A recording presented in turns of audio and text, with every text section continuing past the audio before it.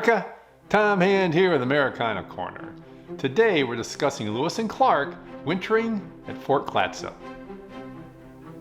The Lewis and Clark expedition reached the Pacific Ocean in November 1805 and built Fort Clatsop on a small bluff overlooking today's Lewis and Clark River, 3 miles upstream from the Columbia. It was here they would spend their final winter away from home.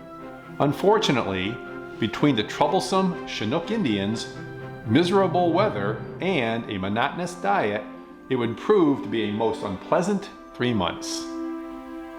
During the winter, the captains had time to reflect on what they had achieved thus far on their journey.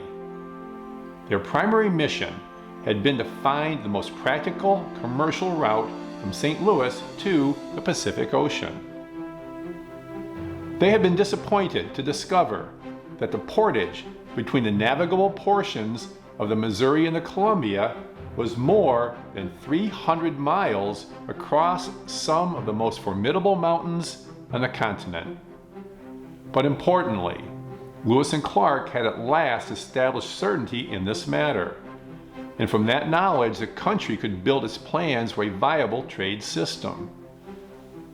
But for that system to work, it was essential to establish good relations with the Indians throughout the West, and that aspect of the expedition had seen mixed results. While the captains had made great inroads with the Mandan, Shoshone, and Nez Perce, they had failed with the Sioux, Blackfoot, and Chinook. The captains had discovered that the ancient animosities of the Indian nations ran deep and could not be extinguished with a few trinkets and seemingly unrealistic promises of peace and protection from the Great Father back east. On March 23, 1806, the men departed Fort Clatsop and began their long journey home. Next week, we will discuss the homeward journey, the Corps of Discovery, and the end of the Lewis and Clark expedition.